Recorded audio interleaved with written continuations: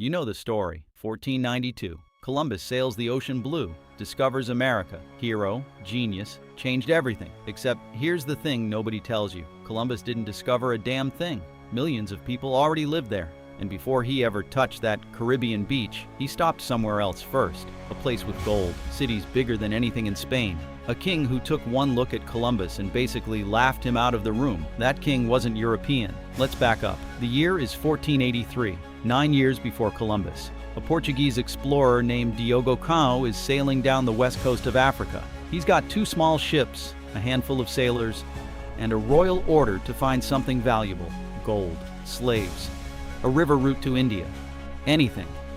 He's been hugging the coast for months. Sand, palm trees, empty beaches. Then he hit something unexpected. A river, a big one. The Congo River, so wide you can't see the other side. And beyond it, not empty wilderness, houses, farms, trails, people wearing woven cloth, not animal skins. Diogo Kongo drops anchor. He sends 4 men inland with beads and mirrors and instructions to find whoever's in charge. Weeks pass. The 4 men don't come back. Kongo assumes they're dead. He carves a marker on a rock and sails away. But the 4 men aren't dead.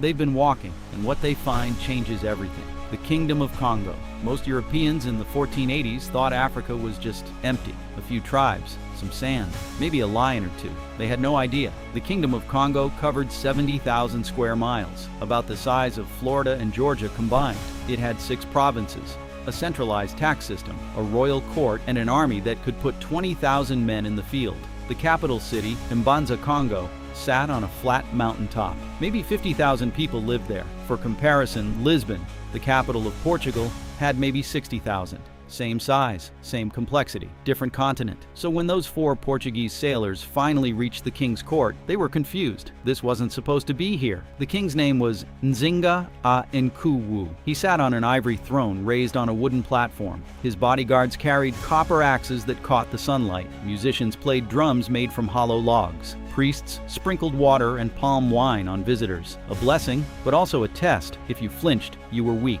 The Portuguese didn't flinch. They also didn't bow. They'd been told to treat this king like a king, so they handed over their gifts: a few swords, some cloth, a letter from the Portuguese king that neither side could read because no one had brought a translator. Nzinga a Nkuwu looked at the swords, ran his finger along the blade. Then he asked, through hand signals and a lot of patience, where these men came from. Portugal. What did they want? Gold, slaves, friendship, and maybe eventually your soul. He didn't say yes, he didn't say no, he said, stay, learn our language, learn our laws, then we'll talk. And he sent those 4 Portuguese back to Lisbon with Congolese ambassadors of his own.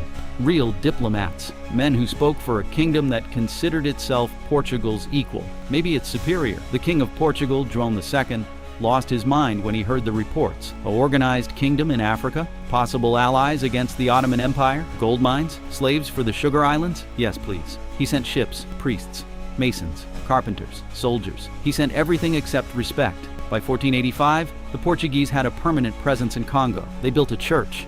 They started teaching kids to read and write Portuguese. They told the king about the Pope, about Jesus, about how baptism would save his kingdom and open trade routes to heaven and Europe simultaneously. Nzinga a Nkuwu listened. He was curious. He was also smart. He didn't convert for 6 more years. Then Columbus showed up. This is the part nobody talks about. Before 1492, Columbus was a nobody, a wool merchant's son from Genoa who talked too much and begged for ships constantly. He'd pitched his sail west to reach Asia plan to Portugal's king in 1484. Rejected. He'd sent his brother to England. Ignored. He'd gone to Spain, where Queen Isabella's advisors called him a fraud. So Columbus did what any desperate man would do. He looked for other sponsors.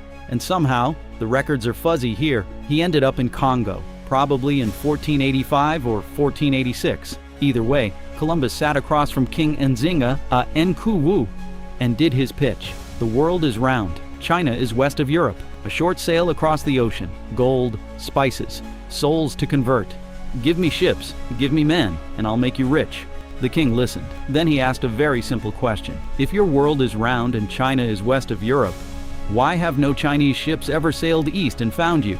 Columbus didn't have an answer. He stammered something about Chinese emperors not caring about exploration. The king wasn't convinced. Then the king asked another question. How big is the ocean? Columbus lied. He said it was about 2,400 miles from Europe to Japan. In reality, it's about 12,000 miles. He had no idea. He'd made up the number to make the trip sound possible. The King of Kongo knew navigation. His own traders sailed up and down the African coast for hundreds of miles. He understood currents, winds, the way distance changes everything. He looked at Columbus's map, a homemade guess, and pointed out that there were no islands marked, no waypoints, no safe harbors, just empty blue and a prayer. "You're going to sail into nothing," the king said, "and if you're wrong, you'll all die." Columbus insisted he was right, so the king made him an offer. "Stay here. I'll give you land. I'll give you a wife from the royal court. I'll give you soldiers, builders, wood for ships. Build a fleet in Congo. Sail west from Africa, which is closer to South America than Europe is anyway. If you find something, we both get rich. If you die here, not in Spanish prisons." Columbus thought about it. Then he said no. He wanted Spanish gold, Spanish titles, Spanish glory. He wanted a story where he was the hero alone, not a partner in some African king's portfolio. The king laughed, not cruelly, not loudly. A small smile, a wave of the hand. He sent Columbus away with gifts, some cloth, some copper bracelets, enough food for the journey back to Portugal, and a message: "When you find nothing, come back. You'll still have a place here." Columbus found something, obviously. He found the Caribbean in 1492. He never found Asia.